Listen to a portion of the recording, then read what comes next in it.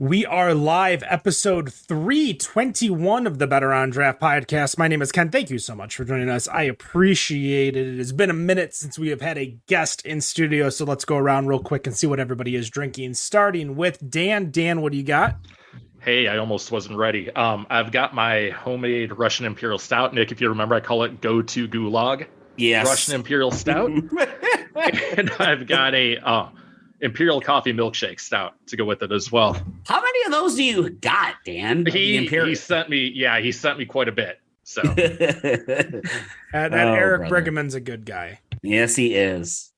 Nick, what do you got? I'm still on medication, so I'm still going NA, and I'm still drinking the Harpoon Open League, which this perfect summer drink as far as I'm concerned. That's the IPA, right? It is the hazy IPA, I yes. think I've got a couple of those in the fridge. I got to take a look. Today was the first day in a long time, or not today, yesterday was the first day in a long time. Like, I felt like I needed carbonation, and I wound up cracking open an Athletic NA beer because it was like 11 o'clock and I was working. So I wanted to make sure that I obviously wasn't drinking on the job. But Wendy, what are you drinking over there? Well, I am coming in off of that St. Louis trip, so I've got a second shift battle beer. It is a hazy IPA. It's stinking delicious, and it was on sale, so I brought a couple packs home with me. And to follow that up, I have a High Point. It's a contact high, terpene infused contact high, it's called, from Four Hands, which both of those breweries I really enjoyed. And for myself, from my keg compliments of our friend Wes over at Oddside, I have the Italian Pilsner. So I am happy to be drinking that. But with us in studio, why don't you introduce yourself, tell us who you are and where you work, what you do, that kind of stuff. Hey guys, my name is Clay Gentry. I'm down here in Chattanooga, Tennessee, if my accent didn't tell you already. I've been a brewer for 30 years, and I call myself a pub brewer because the majority of my brewing career has been in brew pub. And the beer that I'm drinking is the brew pub that I used to be with a long time ago, Big River Iron Horse Stout. We appreciate you coming on and joining us today. So the first thing I want to do is let's get a little bit of background on you. What is your history in brewing? How long have you been in the business? Where have you worked? What have you done? Give us kind of like your LinkedIn profile in an audio format. Without making y'all go to sleep, I'll try to be tight. Started in 93. The first brew pub or the first brewery in Chattanooga, Tennessee, since Prohibition opened, it was Big River Grill. I was the assistant brewer. The head brewer was my brother, and that was my qualifications, was essentially nepotism. My brother stayed in the restaurant business and got out of brewing.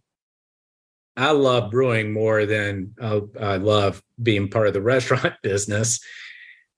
So I stayed brewing, and I was with the company for 29 years, or excuse me, about 28 years before my brother and I got back together and we opened our own place. So we now have a small brew pub in Chattanooga called Hello Monty. And the beers that I brew there are beers, I call that brand Dynamo Brewing. Both names are kind of Chattanooga references. And I've been brewing in this system that I designed for about, a little over a year. Well, I heard on a different interview that you did that you were in the process of opening the brewery during COVID, and during the process of opening, the brewery equipment got stuck. It did not show up. So were you selling alcohol at that time as you opened up the restaurant, or what was the process like of making that decision? It was so when I was in my previous life, I was part of a company that had opened, when I was there, we had opened 18 breweries or restaurants, brew pubs. And every time the brewery was in place and had already brewed beer before the restaurant opened. This is the very first time I had ever been part of an opening, and there's this big gaping hole where the brewing equipment is supposed to be. The best thing that we did was to have local beer. We had our liquor license already. We had our wine license. Those were not an issue. And we actually had our permit to brew, but obviously no equipment. So Big River, right down the street from where Hello Monty is, another local brewery, Five Wits. There's a couple of there's about 9 breweries in the Chattanooga area, 3 of which are guys that do more serious production. And it was a layup to have their beer on tap until I could get mine on. What is the craft beer scene like in Chattanooga? Because I know we've talked about Nashville here a few times on the show, but Chattanooga is obviously, I think, a little bit smaller than Nashville itself. What kind of breweries do you have out there? What kind of clientele do you get? Like, what kind of beer are you serving? That's interesting. So to give you all a little perspective of where Chattanooga is, yes, you're right. Chattanooga is the 4th largest in Tennessee. We're about 2 hours away from Nashville. We're about 2 hours away from Knoxville, 2 hours away from Atlanta, 2 hours away from Birmingham, Alabama. All of those are larger markets than ours. And then we're 4 hours away from Asheville, North Carolina. It's a bit of to be honest, it's a bit of a backwater. It has obviously accelerated in the past 6 years. We as you've seen across the nation, the past in the late teens and early, let's say 2012 is when the explosion occurred in Chattanooga. You see mostly IPAs in this area. There is one group that's focused on more Belgian style saisons. They're working on some spontaneous fermentation. You see you see a little bit of dark ales, not as much as you would say that you would see back in the early 2000s. Although I think there's a little bit of a renaissance there going on. So despite the fact that Nashville, great beer market, and Atlanta, some really strong beer, and then you have the Mecca on the east of Asheville, it's been a little bit of struggle, but it's a really tight brewing community for sure. Well, before I pass it off to one of my cohorts, I have a question that always, sparks my mind. So we're going to go back a little bit before we talk about Hello Monty and Dynamo a little bit more. But as opening up Big River and multiple big rivers, we were talking actually before the show. I have my little Granite City mug back there. How, as a organization, did you and your team try to manage consistency across all of these breweries as you're dealing with different styles of water, different ingredients? Like, how did you try to keep the beers tasting the same at all Big River breweries? There were 2 ways in which we managed it. There were certain recipes that we wanted to try to be as consistent as possible in all the locations. And then there were also, we wished to highlight the brewers' creativity and allow them to brew recipes that they would come up and say, hey, this is something I really want to do. On the beers that we wanted to try to be as consistent as possible across the stores, we would essentially define which vendors were appropriate. We would also use a third-party laboratory, analysis laboratories there in Lebanon, Oregon. Great crew there that we could have all the beers shipped and get quantitative analysis on things like alcohol content, color, bittering units, microbiological stability. They would plate those out for us.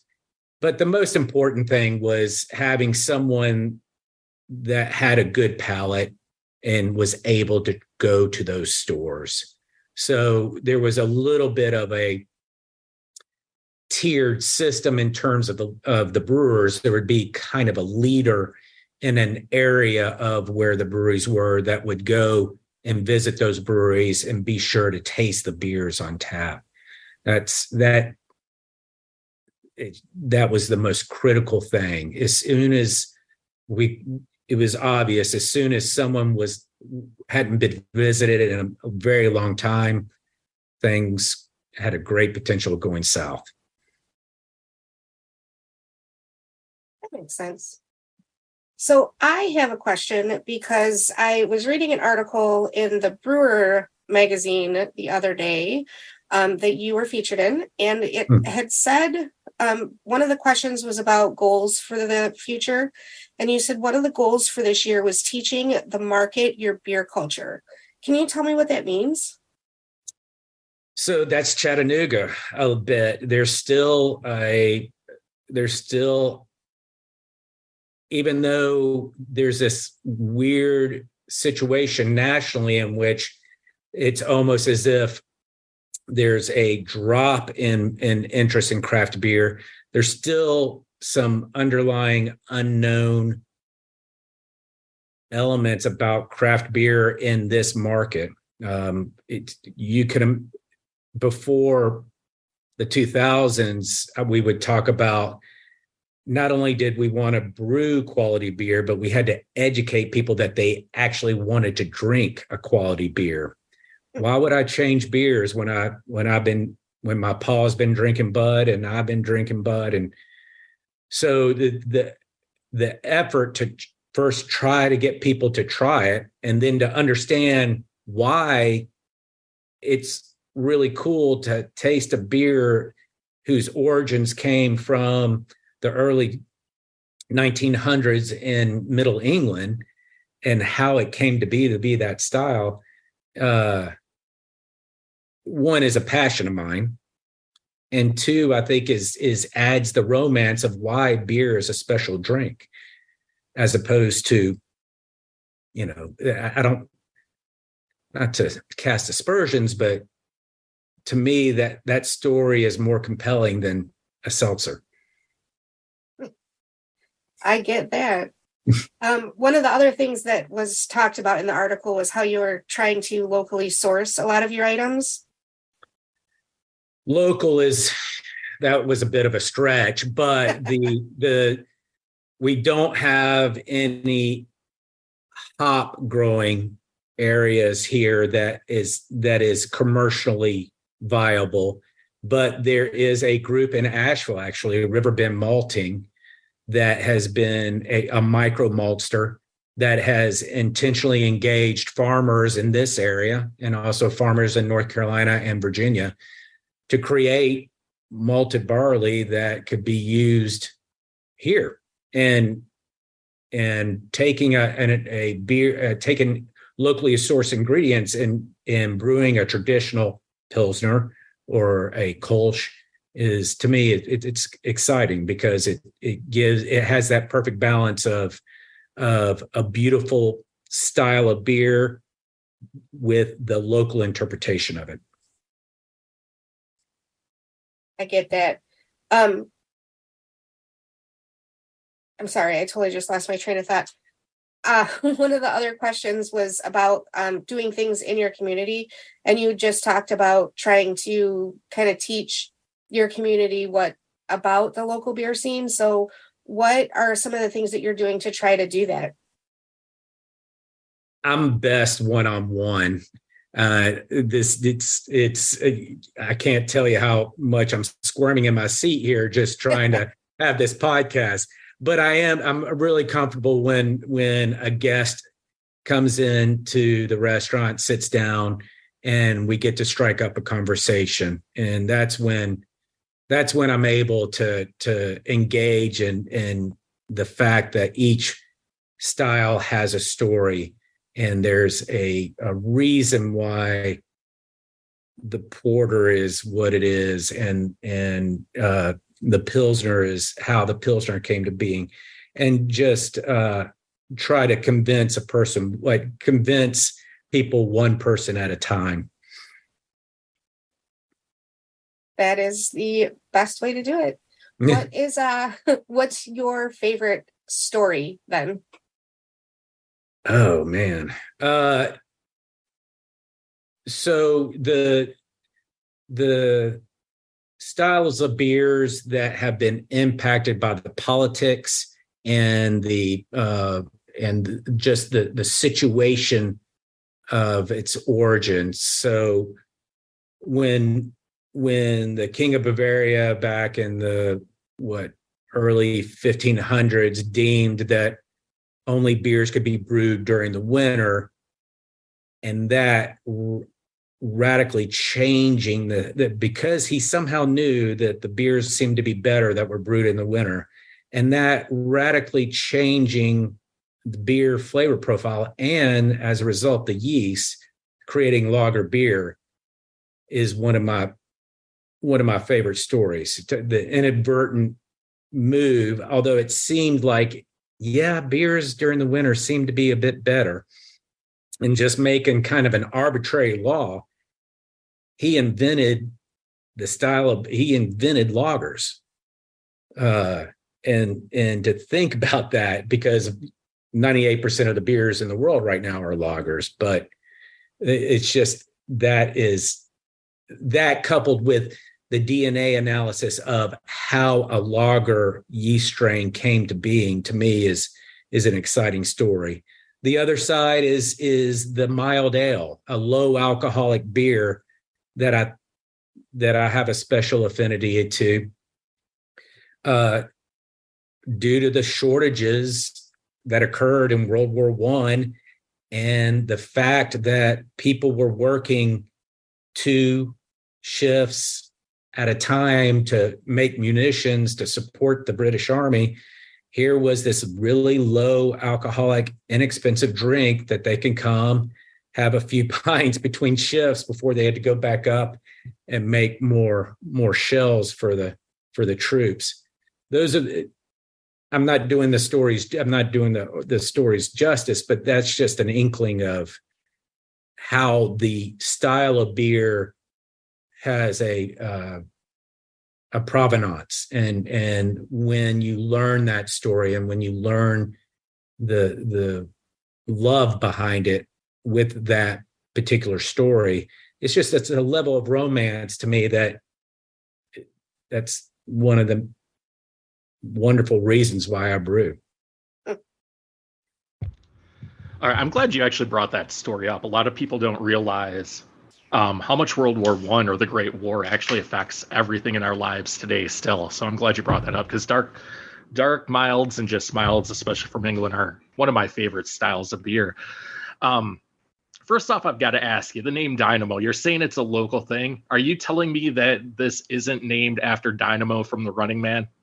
No, sorry. So I mean, you gotta. It's short for the Chattanooga had a moniker back at near the turn of the century. There was this one guy that was a huge booster about Chattanooga. Thought Chattanooga was going to be the biggest city in the South, but we weren't big then. Chattanooga is kind of located at an area where we were more of an industrial city than an agricultural city. So we were the little engine that could, or the dynamo of Dixie was his expression.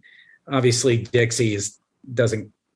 It's great alliteration, but Dixie's no longer appropriate. But the little engine that could, the idea of the dynamo, little dynamo, still, I love it. And as a matter of fact, the city high school in Chattanooga they're known as the Dynamos. even to this day. So that's the origin of it, believe it or not. That's actually a pretty good story. Way better than what I thought, maybe, especially when I first saw the name. It's like, oh man, they're a Running Man fan when I saw that. I want to go back to your origins here. So you said you started back in 1993. It's a long time ago. The craft beer scene was way different then than it is now. How did you get started? Were you originally a home brewer, or did you just jump in feet first with no experience? Yeah, unfortunately, it's nepotism. My brother was my boss. My brother, Rob, and a restaurateur named Tim Hennon are the ones that opened Big River Grill back in 93. And I had just graduated from college. So I'd moved back to Chattanooga for the summer, and my brother was desperate for help. Desperate. And so I was like, yeah, sure. This seems cool for a month or two. And then you fast forward 30 years, and here I am talking to you guys about beer. That's pretty great because it's almost the same story no matter who we talk to. They started at home brewing. They continue to do it. They love it so much that they opened a brewery. It actually makes yours pretty unique. And I didn't know how much I love it. It's interesting. The love grew as I learned more. And that's one of the coolest things about being in the industry is I'll learn another story about a different style of beer probably tomorrow.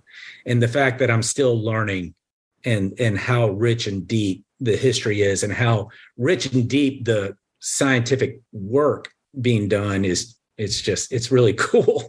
I get to know that every day. Yeah, Ken could chime in here. We've had a yeast lab on here before, and just the things that go into the science behind this now. It isn't just throwing some bread yeast into a wort anymore. It's really come a long ways. Looking back at 93, what was that like? Tell us what it was like learning to do this on a commercial level without any experience. It was bad. One, it was unsafe. Two, there was a kind of style. It was a style of brewing that was British, heavily British influence. You would see British style beer, single infusion, 2-vessel brew houses that could churn out beers in 14 days, and they were ales.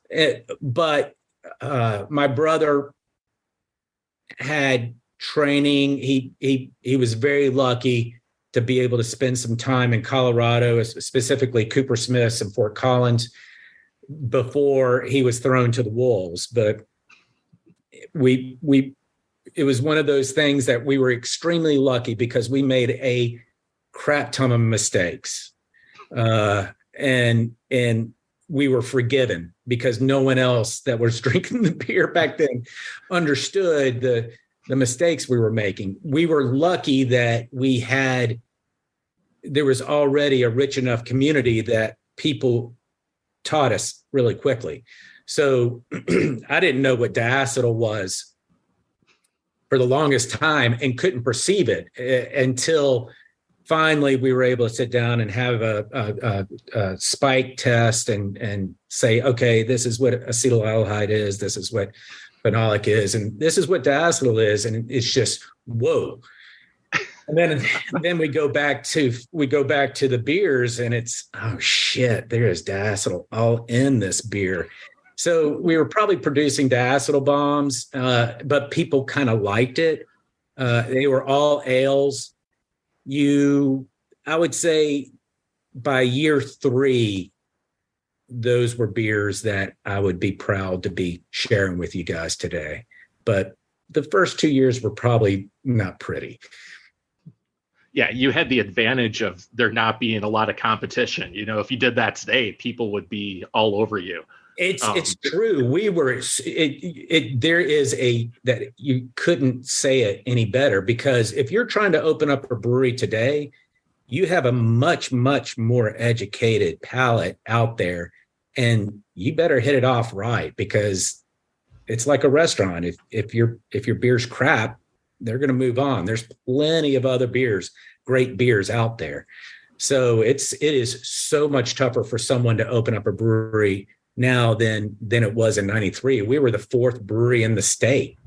And there was a big article in the local newspaper about us because no one had ever heard of a brewery, this whole thing about brew pubs or craft breweries. So we were extremely lucky. Now, what are the alcohol laws like there? You know, we were talking before the show, you know, I'm in Arizona. We have pretty liberal laws here. The other three, they're in Michigan, pretty liberal. Is it restricted there as far as what you can sell, what you can do? You know, for example, a few weeks ago, I was in Utah, and the rules there, it would blow your mind the way it works there. The 3-2 law on draft versus the bottled. I mean, talk about, you know, the mild story. I love the beers being brewed at Squatters, and they figured it out. They have some beautiful beers there that are low alcohol. And I think that is just so brilliant that they took, you know, lemons and made lemonade by the fact that it is not an easy thing to brew a good low alcohol beer. In Tennessee, it has loosened a little bit. We were originally limited to brewing only beers up to 5.0 by weight, which is 6.2 by volume. That has recently changed. They've elevated it to where one can brew up to 10% by volume, essentially. The thing that is unfortunate about the state of Tennessee, and I think the perfect example is comparing Tennessee to Asheville. Tennessee has maybe a third of the breweries that Asheville or North Carolina in general does. And if you looked at the way that those states taxed breweries, you would understand why. The breweries in Asheville are able to self-distribute, and taxation is quite low. Tennessee, we have a very limited self-distribution area.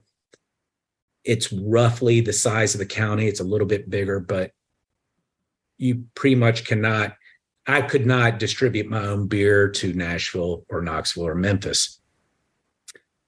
Add on top of that, taxes are pretty steep. We get taxed more than liquor or wine production does in this state, which is batshit crazy to me. But I guess that's what having Jack Daniels in Tennessee does for you. That's exactly what I was going to say. Oh, you're in the bourbon and whiskey country. So they're like, beer? No, don't get that around here. One final question. I'm going to pass it over to Nick. Since you can brew up to 10%, have you started a barrel aging program or a souring program yet? I have not, but that's on my to-do list because Chattanooga has a micro distillery called Chattanooga Whiskey. And the head distiller is a former brewer. He actually used to work for Boston Beer and is actually a neighbor of mine. He's about 5 houses down the street from me. Great guy. And he is really cool about lending barrels. He's absolutely cool with if you want to borrow a barrel and age anything on it, or if you want to buy it, he offers it at a great price. So that's the next step for sure. That might be the what I be dipping my toes in early next year. Excellent. All right, Nick, I'm passing it to you. Yep. Great. You talked about earlier when people come in, they're new to craft beer, that you're finding yourself educating them. And it sounds, and this is a broad assumption, that you seem to be doing that pretty frequently, but you're also going to have your regulars that come in. How do you balance the demand between what your regulars want versus someone who might want to try something to get the kind of like dip their toes in the waters? How do you find that happy medium between your regulars and keep bringing in new people in to turn them into regulars? Oh, we do have the benefit that we have more than just beer. So if you can get someone that is normally a whiskey or a cocktail drinker or a wine drinker just to come in through the front door, then you have an opportunity to sell them the beer. Most people that are into wine seem to enjoy sours more than they do other styles of beers. Now, that's painting with a broad brush. Whiskey people generally appreciate beers that in which the alcohol plays a part of the flavor profile, and generally darker malts to me. But the thing that I've got going for me is when you walk in the front door, there are 9 horizontal tanks that assault you. As soon as you walk in, here are these 9 stainless horizontal tanks right behind the bar at Hello Monty. And I convinced my brother we needed to do that, because if you want to scream beer, I couldn't think of a better way of doing it. People still don't. And I thought that was just a layup. People would be fascinated. What are those? Oh my gosh, I want to try that. There's beer in there. Well, unfortunately, people still don't see it. It's amazing. People still walk by it and don't understand. So it is a constant battle. And if I had the perfect answer, I'd be a much happier man. I would also think that like explaining it to newcomers is also part of the fun too. So that would just be that's just me though. You're right. And that's when if you allow me to get on my soapbox, by God, I will. And that goes back. Yeah, well, no, it's and I think the thing that I seem to be droning on about is what I call the romance of the beer. Flavors obviously are important, and when we're trying to teach our staff how to sell beer, you want them to be able to succinctly say the color, the body, the flavor, the hop aggression, and then all those are important information. But the hook, the thing that gets generally the people interested in a particular beer style, is the romance. The beers that right now I have an ESB and a porter. Both of those beers are in firkins. They're live ales and served from a beer engine. When people see those beers being pulled and maybe see it go across the restaurant as someone takes it to a guest and sees that cascading, that's an easy sell, because then we get to tell them about, oh yeah, that's cask conditioned. It's different from the American fizzy beers because of lower carbonation. Actually, it's not gas that gets the beer in the glass. It's the bartender physically pulling that pump and getting to tell them that kind of story. Those are the opportunities of getting people to drink beer. I would agree with that, and I'm not a brewer myself. Well, and so I have to admit, I have an advantage, right? Yes, so yep. I've got home field advantage. If you're someone that is trying to sell beers and packaging at a convenience store or at a grocery store, you don't have that benefit, and that's where you see labels being such a huge part. Can design or bottle label design being such a huge impact on the sales in general. Yeah. Right. Yep. Agreed. Yeah. So let's switch gears a little bit. You've been in the industry for 30 years. You've seen this industry go ebb and flow. There was the bubble in the 90s. Mm-hmm. We've talked about on this show the upcoming. We've talked, at least we don't know if it's coming. We've talked about it a number of times, a craft beer bubble here in the 2020s. Do you see any mistakes that we are making? You know, even though we're not brewers on this show, you know, we're part of the entertainment side of the brewery. The industry But, and yeah, the industry in general. Industry in general. Do you see any mistakes that we're making today that we should be paying attention to, in your opinion? I am worried about the industry right now. And I went through 98, the downturn in 98. And back then it was a little different. It was still a relatively small field, but that's when carb conscious craze just was huge. And everybody was claiming craft beer is just a fad. The early, 2010 to 2013, all the way up to before the pandemic, the growth was unsustainable. And I'm part of that. I've opened a brewery myself. I cannot cast stones for sure. The second thing about it is we have taken beer, which is supposed to be the every person's drink, and try to create a higher end product. So there's a long time in which you would hear speakers and people talk about their jealousy of the American wine market being able to create such a feeling of limited releases and creating high value and expensive bottle of wines. You see it in the bourbon industry right now in particular.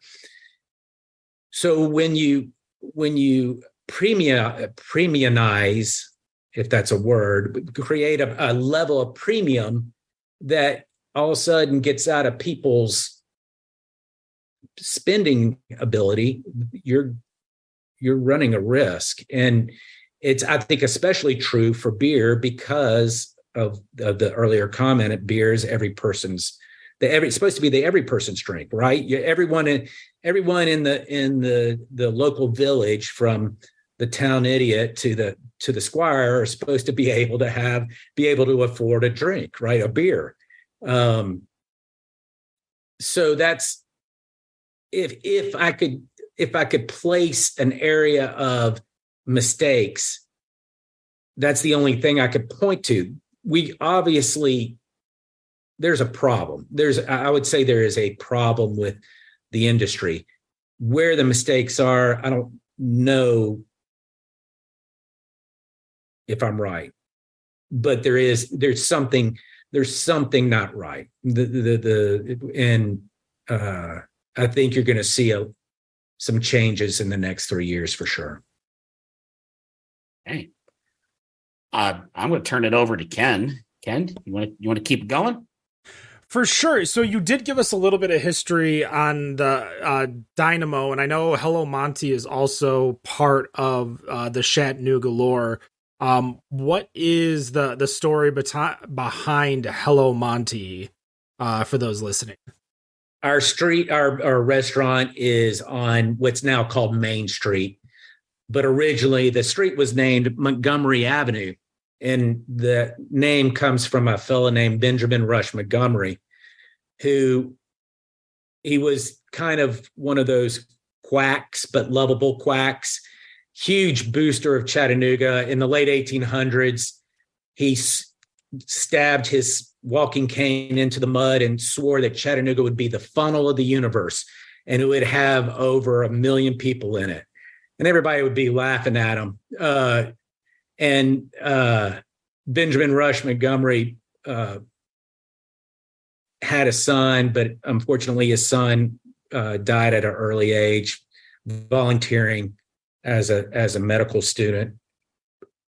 And then time passes and they change the street from Montgomery to Main Street, which is cool and all, but being able to have a throwback shout to Rush Montgomery for being such a Chattanooga fan.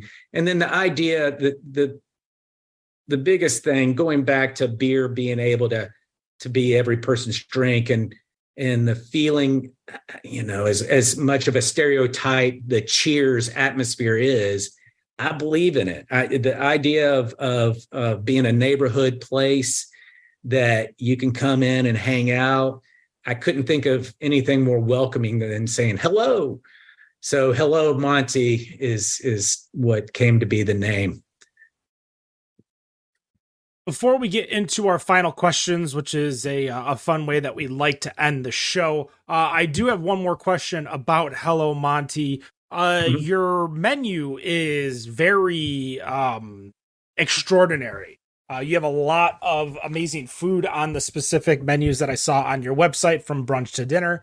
What is your brother, or are you the head chef? Where did this menu come from? And is this going to be a changing menu, or something that's going to be stationary and consistent whenever you go to Hello Monty? When my brother and I started talking to each other about wanting to do our own place, the idea of neighborhood, being local, being part of the community, were always part of the discussions. And when we were saying, what's the best feeling you have when you think of those, and we kept on going back to the backyard grill when you would have friends over and the grill would be cranking and someone would be doing the burgers and the hot dogs, and there would be beer there, people would be gathering, and the food would taste so good off of that hot grill.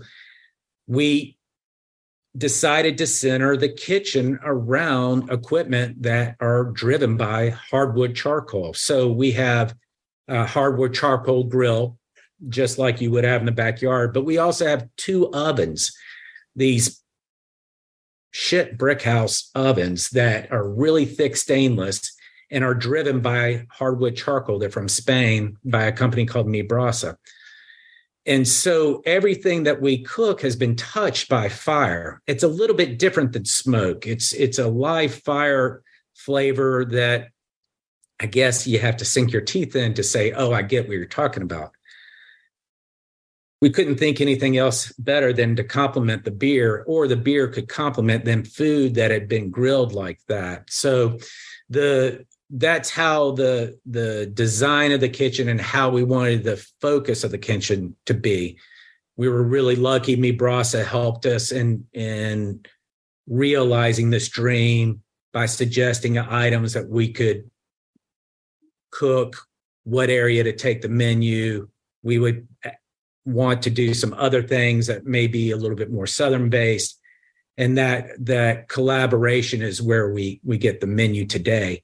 We do have a chef right now, and he's been really instrumental in where we're going with the menu. And yes, I think you'll see slow changes just to try to keep things fresh and interesting. All right. As we end all of our shows, we go through and ask you one final question, then give you the opportunity to tell us where you're located, where people can find you, where they can find your beer. So in the order of introductions earlier, Dan, what's your final question? All right. So you mentioned having beer engines. Cask ale is one of my favorite style. And I've seen quite a few unique beers put into a cask. What's your favorite beer you've put into a cask so far today? The ESB that I've got on tap right now is really nice, but nice.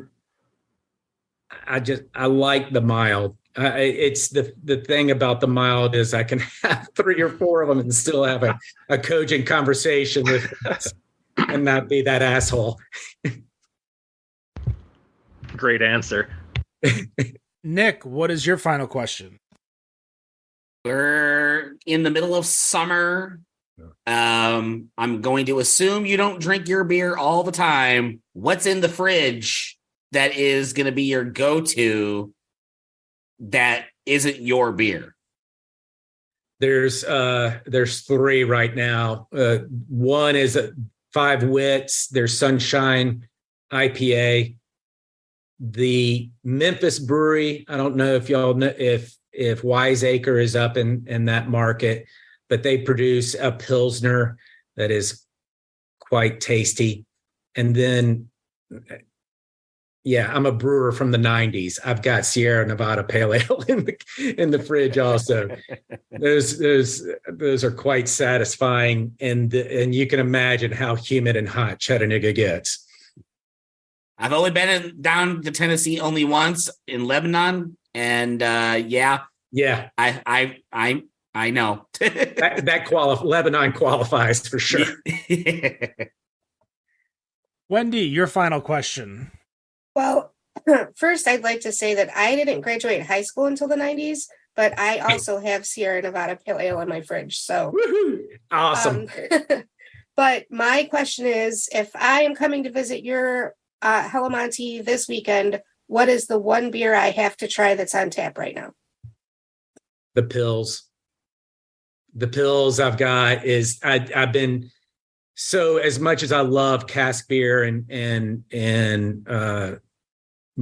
beer from the beer engines, if I'm painted into a corner and say, okay, Clay, you're about to be on this deserted island with 16 cases of beer, what is it? It'd probably be pills, but you can look at it cross-eyed and it'll go bad on you. It is the devil of the beer to brew and have it stay nice. So this is my third pills I brewed to date on this system, and I'm pretty chuffed about it.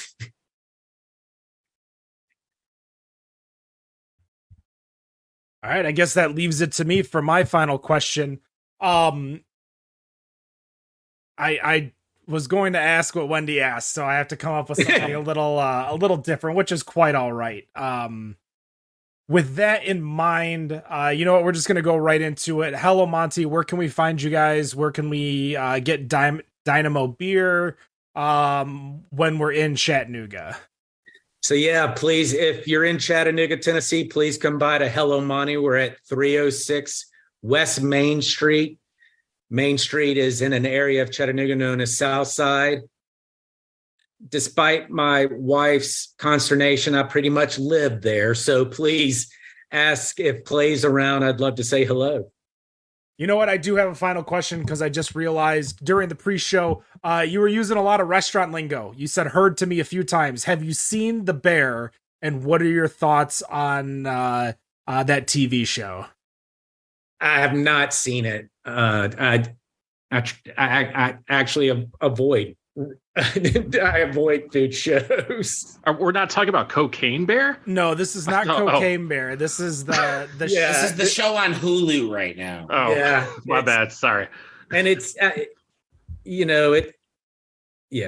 it's supposed to be really good from what I've read, and it definitely gives a insight to the restaurant industry for normies who never worked in a kitchen.